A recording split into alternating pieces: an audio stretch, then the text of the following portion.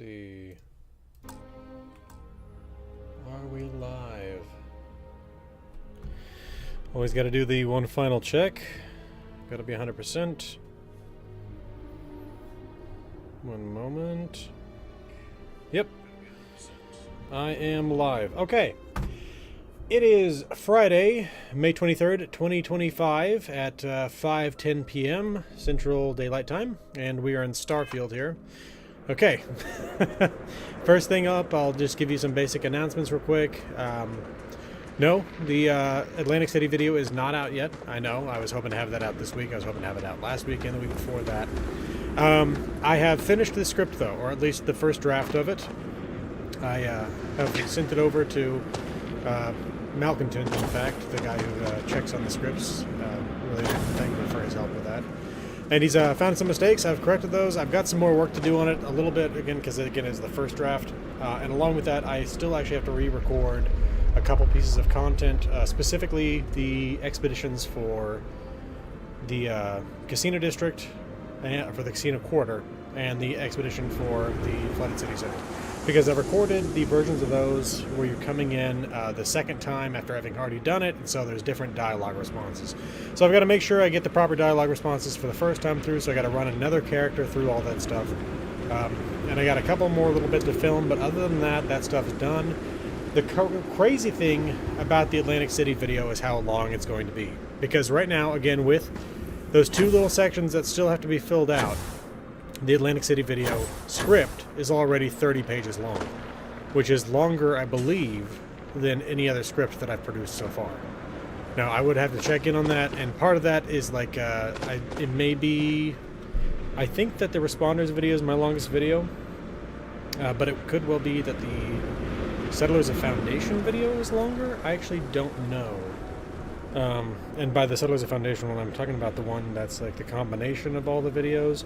Let me see if I can find it real quick, because if you don't remember, I did the Settlers of Foundation in parts, because I was trying out a variety of basically releasing the videos in smaller chunks so I could get them out faster, but I didn't really like the way that worked out. So 1 second here.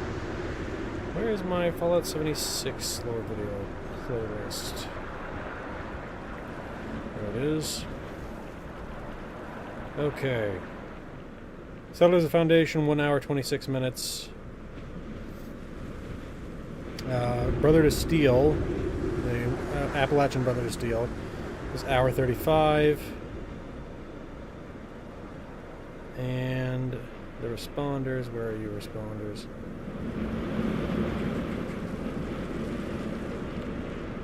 Hour long. And let me let me check real quick on the page count there, because again, I know that this one's 30 pages long. Hey, Southern Modeler 29, good afternoon. Hope you had a good week. I don't know where everybody is that watches, but if you have Memorial Day weekend coming up, then I hope you have a good 3-day weekend. Let's see here. Obviously, for some people, it's not so much a happy time, because I'm sure if you've had a relative who has passed away while serving overseas, it's probably not a very happy time. Let's see here. Let's see. I actually don't know that I have had any family members die in combat. I'm sure it has happened, obviously, throughout the full course of human history. I know that I had relatives on both sides of the Civil War. I know I had relatives that fought in the Second World War. My grandfather flew planes of supplies into Vietnam before the Vietnam War. So he was, I think, was in danger, but I don't know if he was ever actually under fire. But, again, Memorial Day. Sorry, I'm just trying to see if I can find the script length for that. Which one was it that was actually the longest? The Brother to Steel. Organizations, Appalachian Brotherhood of Steel. That's the old one. Expeditionary Force, there it is. That should be it. This is... It's impossible to tell on my phone, unfortunately. Regardless, I have produced so far a 30-page long script. It'll probably be I would guess 31, 32 pages long by the time it's done. It's one of those things where even after I finish the script, the first rough draft of it, I spent a couple days working on getting the clips together and everything like that, and putting the actual footage together, and during that time I will still come up with additional notes, and it's just generally things that come to mind that I haven't thought about before. So, but the reason we're in Starfield is because the next video after this video covering Atlantic City will be covering Starfield, and specifically, based on the poll, is going to be covering the city of Neon and everything that happens there. So we're going to have to go to Voli Alpha. We're going to go ahead and travel there. Still need to produce the surveil video on the flooded city center. I should have time for that this weekend. Hope to get that done tomorrow. Have it out to y'all by Sunday. We'll see. But again, yeah, the lore video coming up after the Atlantic City one will be covering Neon. Now, I've done this already for Aquila City, not Aquila City, for New Atlantis and for Cydonia, which is the city on Mars. And so, going forward, I will be doing one here on Neon. I don't know why I'm climbing over the bridge rather than crossing it. Neon, well, first of all, Voli Alpha. It's the only planet. Is it the only planet in the system that has hair? I think it's maybe one of two. I was just recently going through all of the planets, and I feel like there might be one other one here. This one has life. That's what it is. There are two that have life, one that has breathable air, and that is Voli Alpha. Voli Alpha is an ocean world. In fact, the only place you can land here is right here at Neon. And Neon was originally a fishing settlement. They set up this enormous rig here just to fish. What they discovered, though, was that the chasm bass, a variety of fish that is native to this planet, has a psychoactive chemical within it. And they turned this thing into a pleasure city. They processed the chasm bass oil into a drug called Aurora. Hey there, welcome to the stream. Hope you had a good week. So yeah, I will be talking about everything that happens in the city that is not directly related to either the main quest or a faction quest. We're going to stick faction quests all together and have all those covered in a single video. Same thing with the main quest. Well, actually, the main quest, I'm not sure. I'll have to figure it out. Because it's one of those things where, like, the main quest of this is the amount of stuff you do. It's one of those things where I could technically call that one like a Constellation faction lore video. Just because, I mean, the main quest is 100% tied up with Constellation. Oh, sorry. Let me see here if I can fix that. I will turn that down. Is my voice still soft here, or can you hear me? I'm not able to see, so I should probably get back. Let's see. I'll also turn that down. Okay, I turned that down already.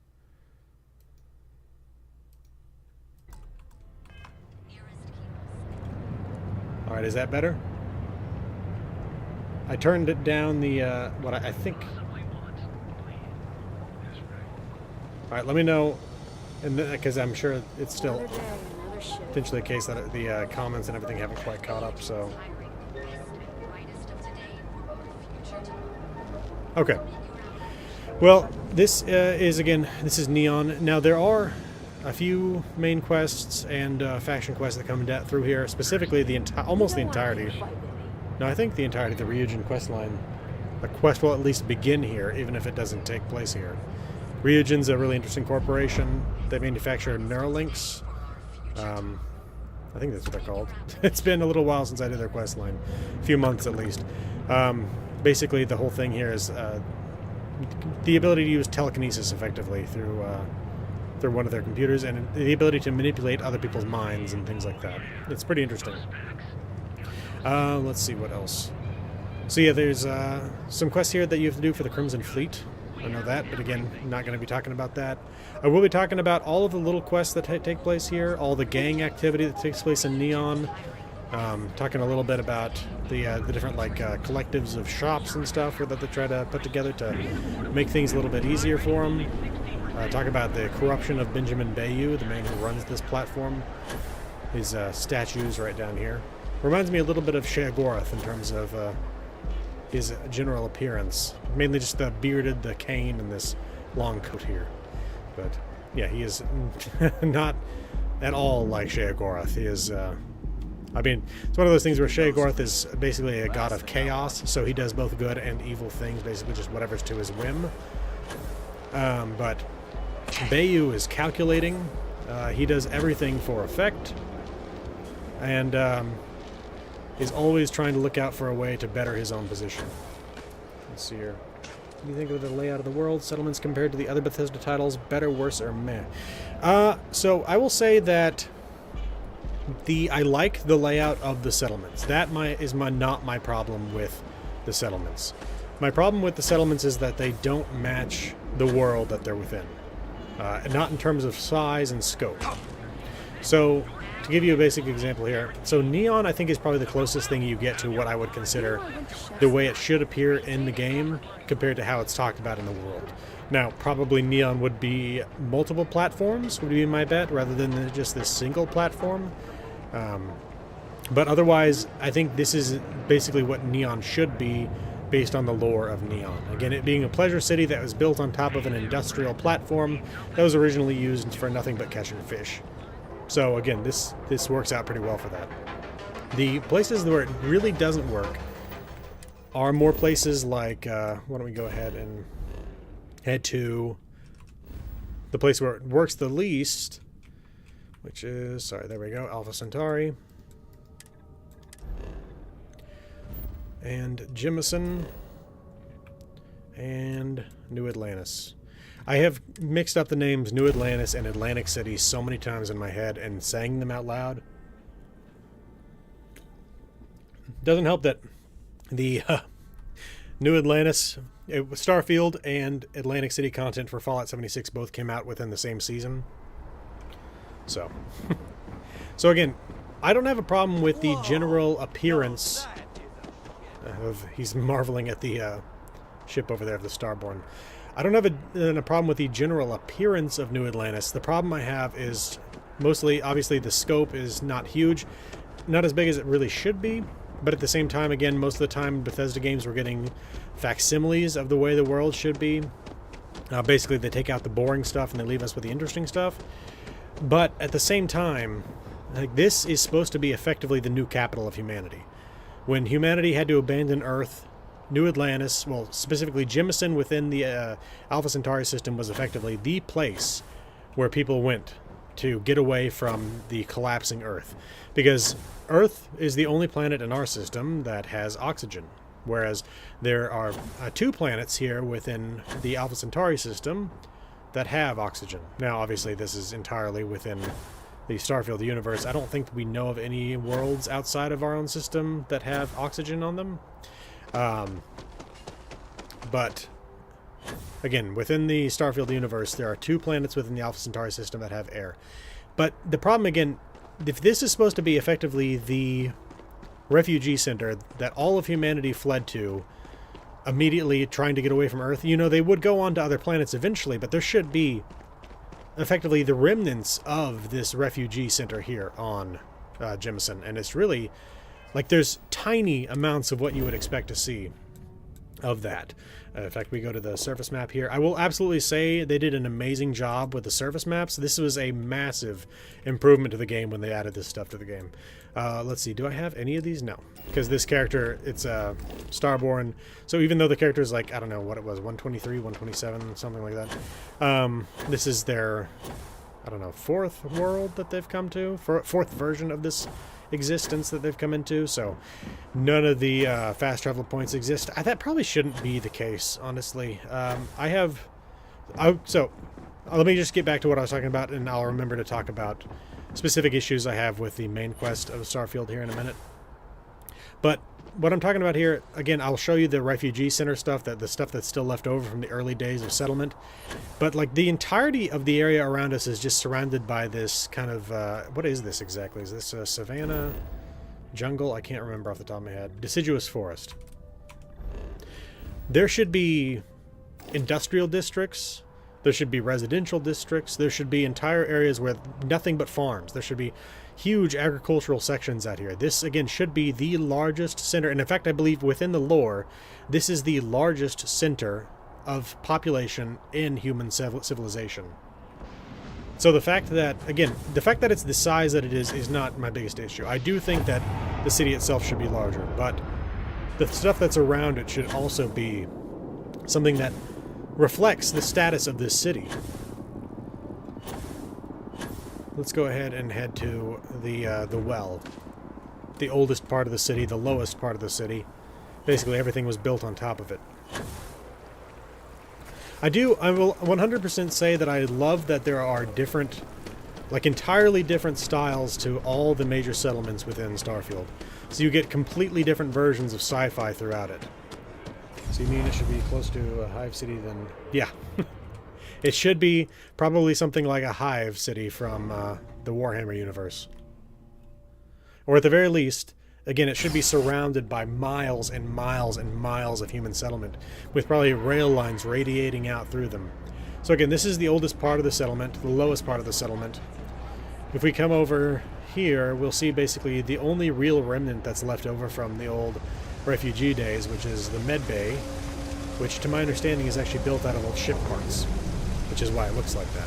So again, this is like the only thing here to really remind you of the fact that this was at one point where all of humanity fled. But again, so in terms of just the general styles of everything, I love that we've got the UC, which is kind of the, I can't remember the name, is it the Federation within Starship Troopers? Where it's the whole service guarantee citizenship stuff, and the only way you have to earn a citizenship status and stuff like that through service to the government and effectively service to the people around you, and so you get then discounts on everything. And housing within cities is only, you can only own it if you're a certain level of citizen and stuff like that. You can climb this statue a little bit. But then we've got the Freestar Collective, which is far more of the like Wild West style of science fiction. We can go there real quick. Cheyenne system. This is the ultimate system, by the way, when it comes right down to it. You have 3 planets here, well, a planet and 2 moons, that have a breathable atmosphere. Aquila, which has a breathable atmosphere. Then you have, where is it? Kodos, which has a breathable atmosphere, the moon of Aquila. And Montara Luna.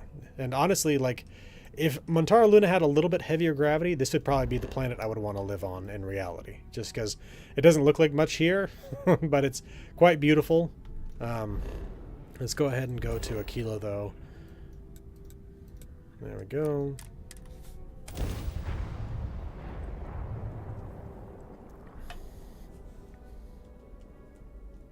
$124, that's what it is.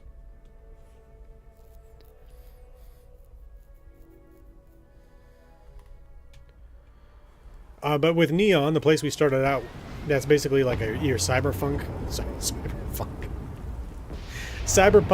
science fiction, that sort of a world.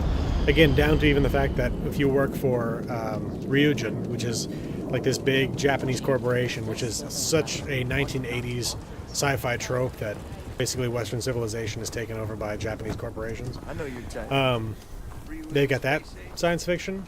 Then we come in here and there's, again, Aquila City, which again is very much an old Western style science fiction. Neutron Star, I don't think so. No, the stars, they don't always correspond to what you'd expect. Plus, they've got this whole simple model of how the planets orbit and everything like that. Or if you have any basic understanding of how orbital mechanics actually works with solar systems and stuff like that, they're not usually, at the very least, not usually actually circular orbits. All orbits are generally elliptical. Just depends on exactly how elliptical is really the question. For example, Pluto has a highly elliptical orbit that brings it much closer than it when on apogee than it does on perigee, which is like really out there. But anyway, again, I really do appreciate the fact that they supplied us with so many different versions of science fiction settings. I mean, is Solomon Co. really all that? So okay, so before I'm talking about the layouts of cities versus the size of them and everything like that. Again, the size isn't necessarily the problem. I do think that it would be better if all of the cities were larger. Like 100% that's the case. But I don't think that that's really the thing that takes away from them. What takes away from them the most is the fact that the worlds around them do not match the cities as they exist. So, for example, Aquila City here. This is the capital, well, one of the capitals, one of the two capitals of the Freestar Collective. And the other one being Neon. Now, this one should really be like the capital in the same way where it's like, yeah, technically the Freestar Collective was formed by a union of the people of Aquila with the people of Neon, but I mean, Neon is Neon. It's the platform. Now, there's not much real space to expand into. Whereas here, with Aquila, you have literally an entire planet to expand on. Now, there's a lot of really nasty, hostile wildlife here on this planet. But at the end of the day, again, just because there are Ashta doesn't mean that you can't spread out across the planet and build more colonies. I've talked to a few people about this, to where it's like there should be more walled settlements on this planet other than just Aquila City. There should be more automated farms out here. There should be basically like barracks of troops out here ready to respond in the case of an Ashta attack. There should be estates for the wealthier people within the Freestar Collective, where they've actually got estates out here. Now, sometimes you could even have those things be like on mountaintops or on islands or something like that. Somewhere to keep them safer from the Ashta, but they should have them and they don't. My hope, like honestly, when people talk about wanting more content for Starfield, the thing I want more than anything, the thing I want more than like any new stuff, is simply for them to expand the existing content to match the world as they've built it. Like in terms of the world building and like documents and terminal entries and the way that things are referred to and stuff like that, you know? Not in terms of how they've actually built the world out in terms of the models and everything like that. So, again, though, a little bit earlier when we were in, what's it called? New Atlantis, I was talking about basic issues I have with the main quest line of Starfield. And honestly, like, and this is the case, I feel like with so many Bethesda games, is that it ends up being the minor quests, the side quests, the faction quests that end up being the highlight of the game in terms of the quests. I did not care much for the main quest of Starfield. And it's one of the main reason is that so I will 100% say that parts of it are very interesting. The fact that you can go through the Unity and come back out on the other side, and it's an entirely brand new universe for you to explore. Now again, it's the same universe. For some reason, you come back into the universe at the same point in time every single time to explore that universe. I don't really know exactly how they're going to justify that long term. I assume they're going to put something in about that later. By the same token, the locations of the temples where you get your powers are different every single universe you jump to, but at the same time, where is it? One of the temples is always the buried temple on Masada 3. I'm hoping at some point they'll explain why it is that Masada 3 seems to be some sort of nexus within the whole Starborn thing. But again, the strong point to me for Starfield in terms of the quest is always the faction quest line. Specifically, more so than any other one, is the UC Vanguard quest line, in which you're going ahead and you're rooting out the Terramorph threat. It's an excellent quest line. It's got some great set pieces in it, and I highly recommend it, just 100%. But again, the main quest should be, really, in any game, the strongest part of it. And it's the same thing with Skyrim, where it's like, so many times I have played Skyrim and, like, barely touched the main quest. Get it to where you get dragons spawning, and you can actually start using, what's it called, the voice, and then you're just good to go. Yeah, no, 100%, yeah. And, because, like, because I have played, well, let's think about that. Fallout 4, something like, I can check real quick, actually. Is that here? Yes. Fallout 4, I have played. I don't know if you can, let's see. Can you see this? Yes. I have played this for 1,197 hours. And, you know, it's one of those things where it's like, at the same time, I've only beaten the main quest in that a handful of times, if that. So again, all the hours I've spent in these games has been basically ignoring the main quest because there's so much additional stuff you can do that's far more interesting. But again, so the main issue I have with Starfield is simply the way the main quest repeats itself, in that it's not interesting at all, at least to me. There may be some people out there that really like it, but for me, the fact that every single time you jump to a new galaxy, or to a new universe, I mean, you got to go to the same, I think it's 24 temples to level up your powers. That does not interest me. Because, again, you have to do this, I think, I can never remember if it's 5 or 10 times to get to, it may have been 15. I'll have to look that up. To get to the highest level of power and to get the best version of the ship and the suit that come with being a Starborn. But it just does not interest me. Because again, you're doing the exact same thing 24 times per cycle. You go to the temple, you find it, you walk up to it, or you drive up to it now. I definitely appreciate the fact that they added vehicles to the game. You drive up to it, you hover in this thing, you hit these little balls of light 3 times, and it's, oh, look at that. You got the power upgraded. It's like, okay, time to go hit these other ones. And because again, I think it is 24 temples each time. I think that's the case. Is there, let's see, 1, 2, 3, 4, 5, 6, 7, 8, 9, 10, 11, 12, 13, 14, 15, 16, 17, 18, 19, 20, 21, 22, 23. I think I didn't count one there. Regardless, again, at the end of the day, you're just hitting these things repeatedly over and over and over again. And the reason I think there's 24 is because there's 24 letters to the Greek alphabet, which is how these things go, where it's alpha, beta, gamma, delta. So, you keep going through all of them. And each one of those temples has a specific power that's assigned to it. And they're always, the powers are definitely interesting. 100%, like, I do not dislike the powers at all. Like, the ability to generate anti-gravity fields and stuff like that. Like, this kind of stuff is fun. Where's an actual spot where this will make a difference?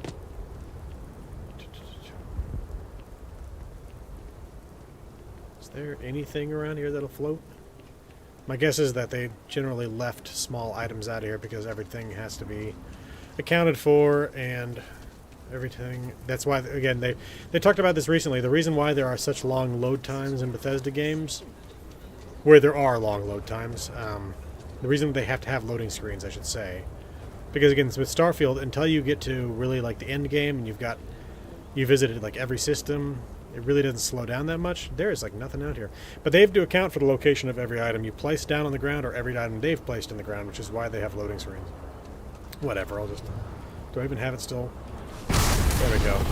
That's creating an anti-gravity field. Again, the powers are awesome. I love the fact that they added them to the game. They add a really interesting little, like, abstract sci-fi thing to the overall world that it otherwise wouldn't have. But the truth of the matter is, like, I could live without them if I had to, because I so much more just enjoy the general sci-fi universe that they've created here with the warfare between the United Colonies and the Freestar Collective and the House of Arun with their weird mysticism and all that stuff.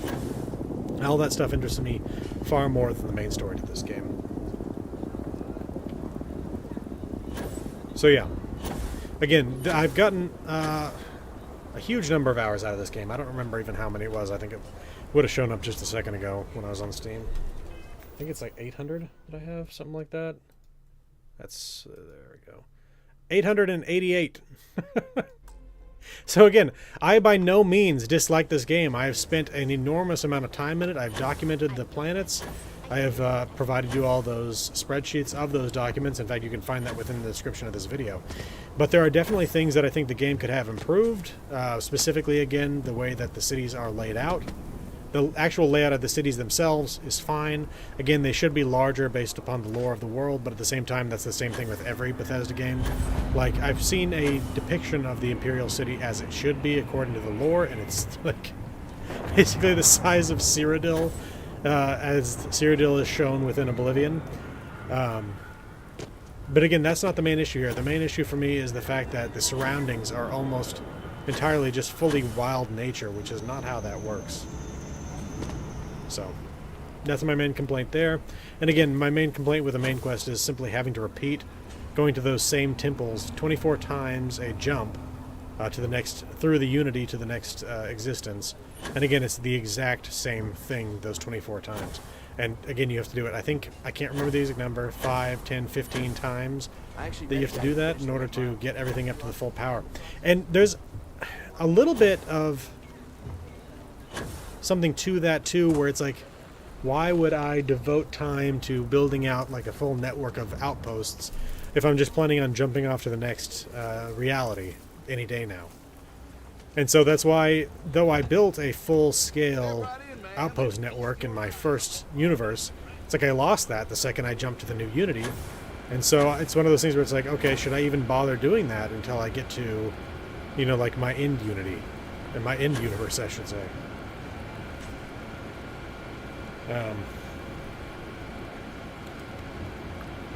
What else? Yeah, the other thing, so something I would like to see, I've seen some people suggest various versions of this. If you're looking for a side Would it be, because currently the only thing that really carries over in between playthroughs, by playthroughs I mean when you pass through the Unity, you come out the other side and a new version of the same universe.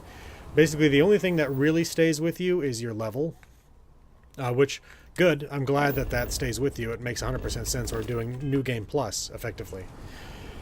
But I would love it if they would allow you to take a ship through the Unity, just because it would make the game feel much more like there's a reason to work hard on something. Because the way it is right now, again, as soon as you go through the Unity, you lose everything again. So it's like the current armor that I'm wearing here, the current is entirely something you get for going through the Unity.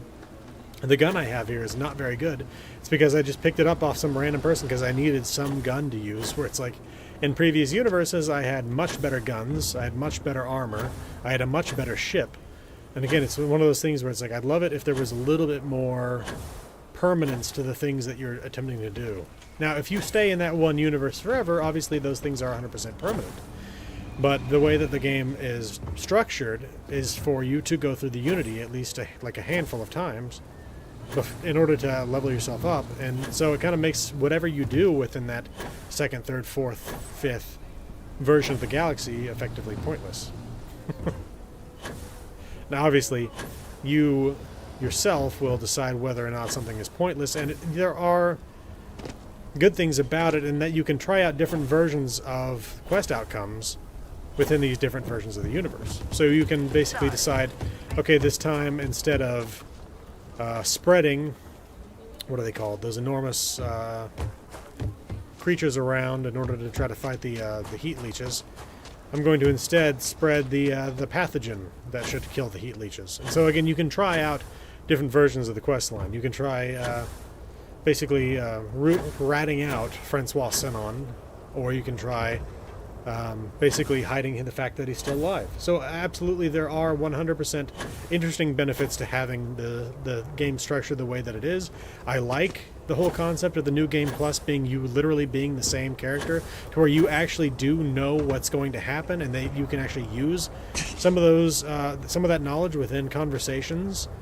I would think like they need to have more of that, honestly. That would be my one note about that, is that there are far too many times you go through a quest line where you know literally exactly what's going to happen. Not only do you know as the player, your character knows exactly what's going to happen, and yet they can't bring up anything that they see that's going on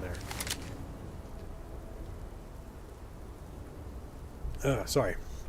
But yeah, that is that would be my only real note on that. Again, a lot of what they put together is great, but there are some real rough edges that they could really use some polish on.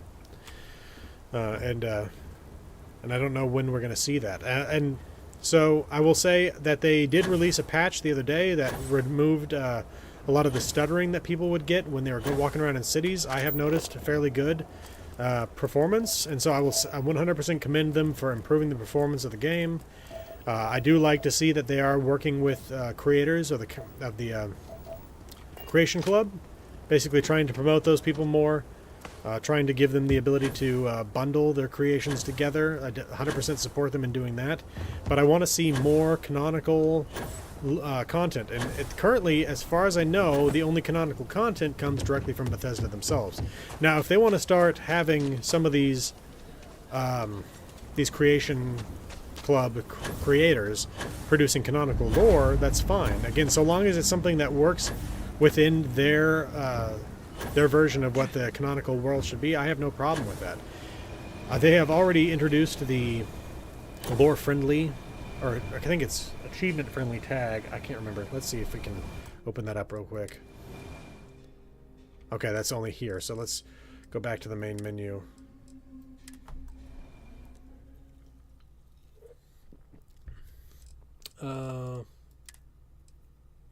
Yeah, that's fun.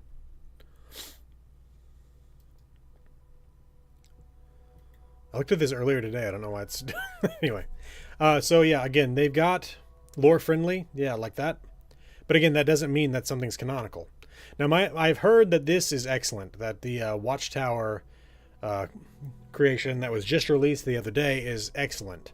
But again, I would like more things to be something that I know to actually be lore. And I've talked about this a little bit in the past as well. I don't like that they're releasing stuff that... So again, let me back up slightly. Bethesda does specifically release stuff on the Creation Club themselves, not just stuff that is from other creators, but like this is stuff that Bethesda themselves have put into the game. And it's a little bit frustrating to me because again, it feels like this is Horse Armor 2.0. Because again, like, let's see, how much does it actually cost to purchase these credits? Yep. Let's see. 1,000. Okay, so it's basically at 1,000. It's up to 1,000. It's like a penny per credit. But then again, you get the little bit of benefit when you go to the higher quantities. I don't like that they do that kind of thing. Honestly, I wish they would let you just buy these things directly without having to buy these credits. It's one of those annoying little things where you end up with like 1,200 credits, and so it's like, oh, I can buy one thing, and then I've got 200 left over that I can't use on something else. But anyway, it's one of those things where, again, why are they releasing these little things for like 300 and 500? Put these things together into a pack, make it a DLC, and sell it to us in the same way that they used to do it in Fallout 4. If something here is free and is something that is intended to be canonical to the world, then add it to the game directly. Don't make it so we have to go in and download it. Like, that's just weird. Why are y'all doing that? I don't have a problem with the idea of the Creation Club in general, because as much as people say it's like, oh, well, you could always donate to the mod creators. Nobody ever does donate to mod creators. And by nobody, I'm obviously not saying that nobody ever actually does donate to mod creators, but it's incredibly rare. And so this is potentially a way for mod creators to actually get some money and actually turn this into a career where they can make mods for people that people want to play. But at the same time, I don't like that Bethesda is kind of seeming to cannibalize that space a bit by putting themselves into it. It's like, either sell us DLC or don't, but don't do this little piddly one-off at a time sort of a thing. And if it sounds like I'm being highly critical here of Bethesda, it's one of those things where it's hard to... The actual quote is something where, like, it's hard to hate something unless you've loved it once. And it's one of those things where I don't hate Bethesda. But I absolutely do love Bethesda, but it's one of those things where they've absolutely gone down this weird path with their financial stuff there, which I really wish that they would get off that path and go back to what they used to do. Now, obviously, they've been going off that path a little bit ever since 2006 with the release of Horse Armor, like I referenced a minute ago. But at the same time, again, they seem to actually step off of the path towards crazy financials when they got to things like Fallout 3, Fallout 4, where they released stuff as chunks of chunks of content in DLC. And I want them to go back to doing that again rather than using the Creation Club to sell us stuff. It's important that our students know. Anyway, though, anybody have any questions or anything like that? Again, I would love to have been able to talk to you all about the Atlantic City video. It's currently, again, still... The script is basically done. Again, the first draft of it is at least.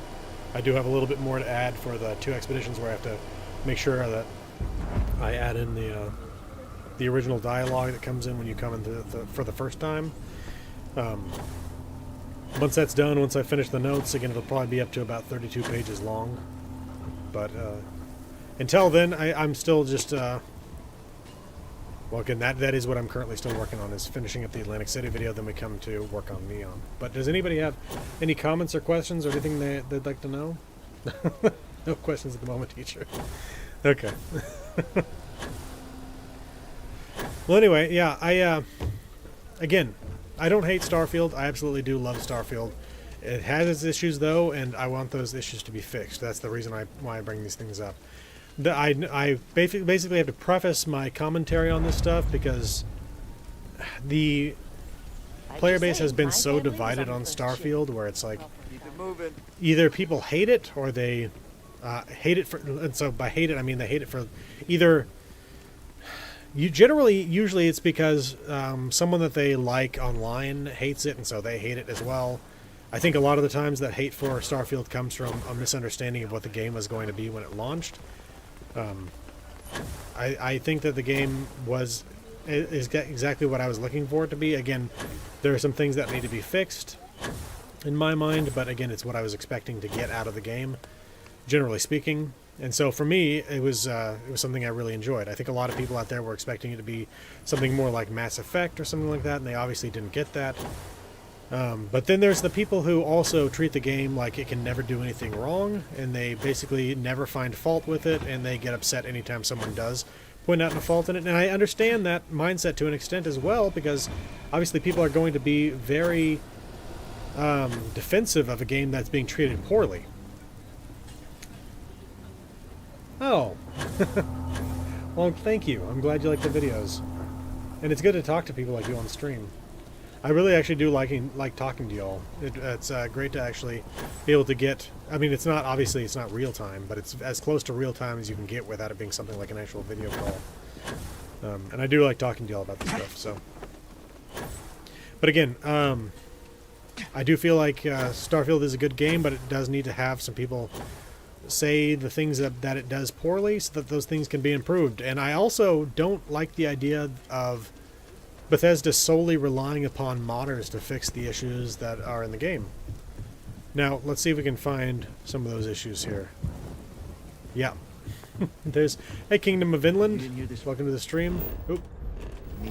Trying to turn on a flashlight. The factions use them sometimes. I think I have to... Collective and you see both.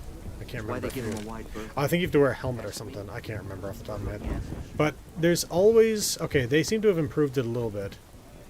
Let's see. Because my main concern with crowds was that so much of the time people would stare at you with this weird dead-eyed stare. Oh, there it is. She's got it.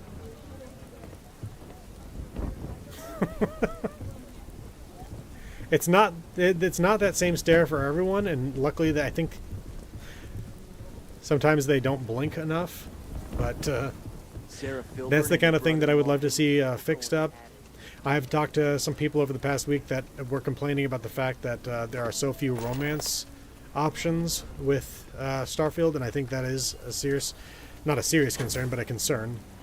Because in my mind, Starfield is closer to an Elder Scrolls title than it is a Fallout game, despite the fact that there are a lot of guns.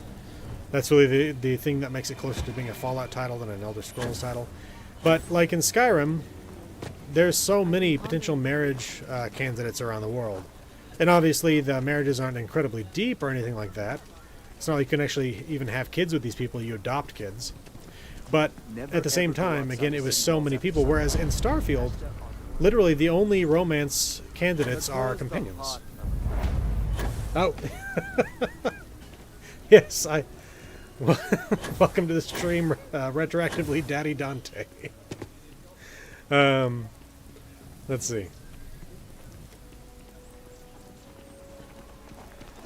So again, Starfield does a lot of things good. Like, this is interesting right here, right? I mean, right here we've got this, like, architectural site which is, I don't know off the top of my head if this is what it is, but my guess would be this is Solomon Coe's first home that he would build here on this planet. You like Starfield's aesthetic? I also think it would be cool if a space XEVA suit, space adoption of Starfield. So, yeah, more Soviet stuff, like Baikonur. I think that there needs to be and this may not be specifically what you're talking about, I think there needs to be a massive overhaul of Earth. And if Bethesda wants to hire like 100 modders to do it, fine by me. But something needs to be done because Earth as it is unacceptable. Let's go to Earth real quick and we'll talk about it. Go to the Sol system. And Earth. Okay. So, the general appearance like this isn't the worst. Now, I do think that... so, if you're... I think it's long enough we can basically spill the beans here on what happened. Effectively, when humanity started developing these grav drives, there was a fault within the grav drive where when they used them too close to the Earth, it destabilized the magnetic field of Earth, and eventually Earth lost its magnetosphere. And in a way where the magnetosphere, I think, was fluctuating constantly, so it actually ended up kind of blasting the atmosphere off the planet. So the atmosphere wasn't just being blown off by the sun, but it also ended up being burned off by the planet, basically spitting the atmosphere into space as well. Now they eventually did fix that issue with the gravity drive, so they don't do it anymore. But they ruined the Earth's magnetosphere and thus the Earth in the process of developing the grav drive. But here's the thing: just because the Earth lost its atmosphere doesn't mean that it should have lost the entirety of its oceans. Like, if anything, they should be frozen, but they shouldn't be just gone. It's kind of like in the Mad Max universe where it's like, it's post-apocalyptic. Here we are on the ocean floor. It's like, what happened? What happened to the ocean? Did it just get blasted into space by the nukes? What happened here? So basically, due to the early grav drives, Earth got Marsed. Yeah, basically yes. But again, like, there's also not any cities left. It doesn't make any sense. So like, let's zoom in here. Let's go to New York City. So there's Jersey. There we go. That's New York City right there. Let's go ahead and land there.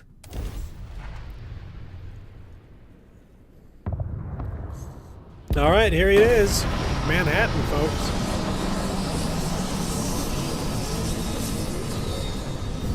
Like, this is ridiculous. Now, I 100% get why they didn't spend thousands of hours turning the Earth from this into the proper ruins of the planet. But at the same time, it kind of really breaks the setting, because just because the magnetosphere blows off doesn't mean that all the metal and stone buildings on the Earth are going to suddenly disintegrate. Yes, and that's the other thing too. There would 100% be domed cities on the Earth. There would be subterranean cities on the Earth. Because it's like, we got to get everybody off the planet and get them to another planet. And if we don't get them there, they're all going to die. So it's like, wait, so we're not going to devote any effort to building subterranean cities or domed cities or anything like that, which would take far less effort than building a whole bunch of spaceships. It's like, also, it's like not like the entire population can be directly devoted to building spaceships. We can devote some of them to building some subterranean cities and things like that. Atomic Heart DLC. Yeah. But again, there should be ruins here. Like, there should 100% be ruins here. And I also potentially see the reason that they didn't want to do it in terms of, because it would take an enormous amount of time to basically build out cities and stuff like that. And it's not how the world generation works for them, because if you're unaware, the way that Starfield generates world spaces on planets when you land is that they create a bunch of hexagons and slap all those hexagons together so that you can have, like, these environments build themselves out around you. So I understand that, like, the world generation doesn't quite work for that. And then, like, it would take an enormous amount of time. And beyond that, they would then also have to develop, like, an art style for not just one, but, like, multiple Earth civilizations. But at the same time, again, now, with things like the Creation Club, go out, find, like, 100 of the best ones out there that are great at building world spaces and building buildings and everything like that. Get them all together, get them together on a single project, and have that be turning Earth into what it should be. Again, putting together all the different cultures of Earth, making like fake architecture for the different cities and things like that. Again, including some domed cities, including some subterranean cities, things like that, because there still should be people living on the Earth. And also, I do think that there were some missed opportunities. I talked a little bit about this when I did my video on the ECS Constant, in that when the Constant left Earth, it had filed colonization papers for the planet of Porma 2. And so it's like, okay, if they did that, and that stuff would have made their settlement of the planet legal, and then the colony was then placed on the world by people who filed that sort of paperwork later, then you could actually even have like a quest line where you go find like a ruined courthouse somewhere here on Earth, and you go and you dig up the files for the people of the ECS Constant. I think that would have been cool, but again, they didn't. There's nothing to come to here. Like, there are specific monuments that do show up if you find I think it's snow globes for them. Yes, it's snow globes. And at the end of the day, though, it's like, other than those individual structures like the Shard in London, and I think the Empire State Building in New York, the Great Pyramid of Giza, there's a handful of others. I can't think of them off the top of my head. The Burj Khalifa. Other than those, the planet is entirely just this. The problem has always been the size of the expensive detail. No, yeah, 100%. New Vegas is a great representation of Southern Nevada. Now, like, obviously, even then, it's not what it would be in the real world. It still is a facsimile, but at the same time, it's closer to the scale than basically anything else. I think that, honestly, they've done... Like, I see where you're coming from there with the new engine, and I think that in years past I would have agreed with you, but at the same time, what we've seen here with Starfield, again, they have significantly improved performance. Like I was talking about a little bit earlier, used to be that when you went to the more populated cities that you would end up with some serious stuttering issues and stuff like that in places, but they've effectively gotten rid of that. To where it's not really as much of an issue as it used to be. I think that, like, obviously the engine is old because it's based originally on the Gamebryo engine, which they used to make Morrowind, which is why when they were getting ready to make Fallout 76 and they were having to like go deep into the code because the code was all based around the world generating around a single character, and that can't be the case in a multiplayer game. They were finding code from Morrowind in there. But again, I think they've done some significant work in improving the performance of the engine. So, while I would say a couple of years ago I would have been 100% on board with you on them needing to fix this engine or get a new one, I think that they've actually done a significant amount of work to get it to a better version of itself. And it actually is a pretty good engine for what they're looking to do, like in terms of how they build out the world. Now, I do think that we've also seen a new potential future to Bethesda games with what they did with the Oblivion remake, or not remake, remaster, in that they did the original, whatever the version of the Gamebryo engine is that they called it for Oblivion, and they laid on top of that the Unreal 5 engine simply for the graphics. I would not have a problem with them doing that again in the future, because again, Unreal 5 is probably the top of the line for graphics right now, although there's also obviously also the CryEngine. Are they still doing the Frostbite engine? I don't remember if they're still making more of that or not. But regardless, again, they could do that as well in order to improve the visuals, but I don't think that the visuals are even bad in Starfield. Like, they may not be properly, like... Jeez, I just keep trying to activate the flashlight. There we go. Love the engine, but it feels like it's stunted creatively. Yeah, I don't know. Again, part of it is it's a huge part of the feel of Bethesda games that the engine is the way it is in terms of like being able to go into establishments and all these items are like genuine objects that can have physics operate upon them and everything like that. Like that was one of the things that people were noticing with Avowed, was that like so much of the world is something you can't interact with.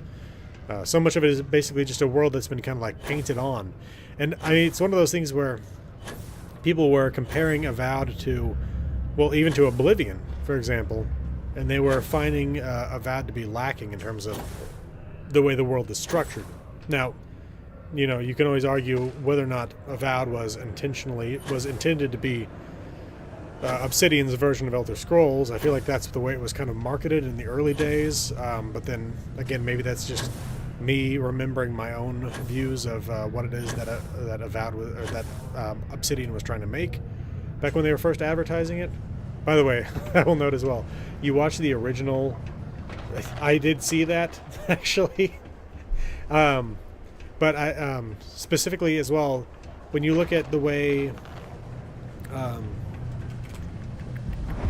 Avowed was originally advertised versus what it ended up being was significantly different. But anyway, I haven't even played Avowed yet. I do plan to play it at some point, just because I generally enjoy the games that Obsidian makes. But I just haven't had time for it, honestly. I mean, at the end of the day.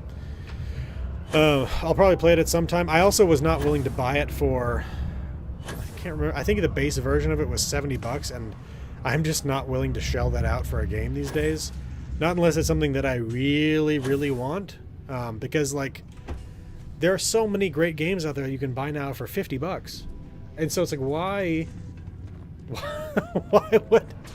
would I pay $70 for this? Do you plan to play Pacific Drive? I've seen that before pop up on my Steam, and actually, like, every time I see it, I'm like, I should play that. I should at some point actually do that. It's one of those things where I also should play the Metro series, because I played the first Metro, but none of the rest of them. And people have told me before that I should play the other Metro games. And the same thing is true with Pacific Drive. From what I've seen, it looks like it's very interesting. I would definitely like to try that out at some point. What was it the other... Yeah, the other day, I occasionally pick up these job simulators, just because, I don't know, it's kind of fun to do a fake version of, like, a real, actually, like, strenuous sort of a job. So I picked up the other day, it was like Rock and Dirt or something like that. It's like this road building, infrastructure building simulator. I don't know. I've spent only a couple hours in it or so, and it's definitely interesting, but it's also one of those games where it's like it's also you got to be probably doing something else while you're doing it to really stay interested. I don't know. I occasionally fall into things like that. Crime scene cleanup simulator, cleaning whatever that one is where you're cleaning up after like the sci-fi events and stuff like that. That one really cracked me up, where it's like, oh yeah, you're cleaning up after the Event Horizon disaster and stuff like that. Crime scene cleanup was actually really fun. I beat that thing in like a day. Which is not to say that it's a terribly short game. Like, it's not a long game by any stretch of the imagination, but it was something where there is something that my brain latches onto when it's got like a set area to make perfect, and it really loves that. Let's see. Alright, well, I think we've covered most of what I wanted to talk about. Again, the Atlantic City lore video will be coming out next week. That is a guarantee at this point. I've told you all before that generally I get the most work done cleaning up the Event Horizon, aka the 40K prequel. Yeah. I've told you all I get the most work done because I can actually record audio and stuff like that when my wife is at work, and she works the next 3 nights. So the next 3 nights I've got to work on getting the Surveil video out, covering the Flooded City Center. Along with that, I'll be able to cover, basically I'll be able to finish and record the script for the audio for the Atlantic City lore video. That is going to be an enormous amount of work, and my throat is going to be dead by the time I reach the end of it. Like, and I've been talking constantly for like this full hour here, and my throat's already starting to get slightly irritated. So I can tell you that by the time I finish the Atlantic City stuff, it's going to be probably 2 to 3 hours of actual recording time. My throat's just going to be dead. Yeah, no, I have grown to appreciate games where there's something that's actually fairly finishable within a reasonable amount of time. Now, obviously, that differs in terms of the amount that I've paid and the amount that I'm actually like thoroughly enjoying it. A game where it's like I want the game to keep going for another 20 hours or something like that. But yeah, no, I have gotten to where I actually do quite enjoy the games where it's like it's 15 hours, but it like really is like everything you wanted to get out of the game, you got it done. It didn't overstay its welcome. You got exactly what out of it, what the developers intended, and all that stuff. So Yeah, I used to be someone who used to have to get the 120 hours out of the game. I've not been that person anymore. Obviously, like I showed you, I got 880 hours, 888 in Starfield. I've got 1,200 hours in Fallout 4. And again, that's only on the PC. I've also played that on the Xbox One? Yes. Yes. I played Skyrim on the Xbox 360, the Xbox One, and the PC. And also, I played it a little bit on my friend's PS3, so I've played that one just about everywhere. Not on the Switch, but other than that, and the Samsung Smart Fridge, which I think they were joking about. I played it just about everywhere.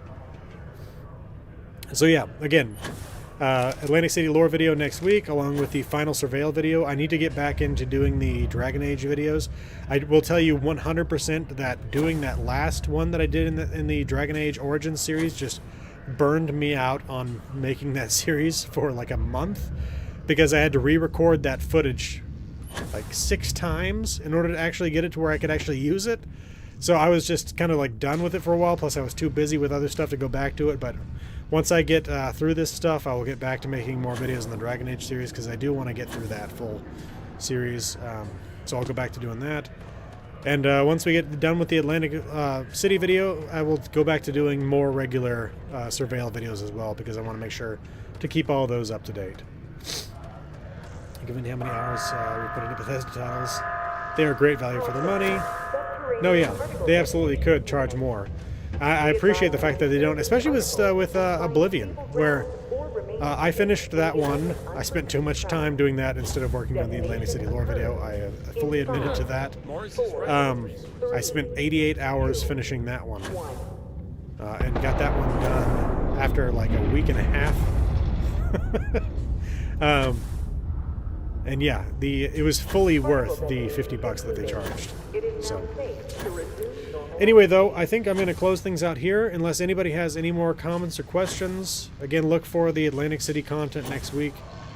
Maybe some more stuff. Again, maybe a Dragon Age video. We'll see. But I'm just going to probably be spending most of my time after I finish getting the Atlantic City stuff out working on the Neon stuff, because I want to get the Neon video done as quickly as possible, so that it's going to definitely bleed into June. It's obvious at this point, because it's already the 23rd of May. But I want to get it done as quickly as possible, while again still providing you all with the full breadth of all the content that's available within Neon. So I hope you all have had a good week.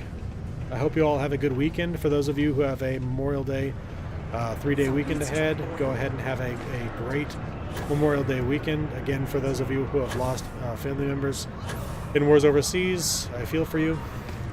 It's got to be terrible. Anyway, though, I hope you all have a great weekend, and I will see you all next Friday.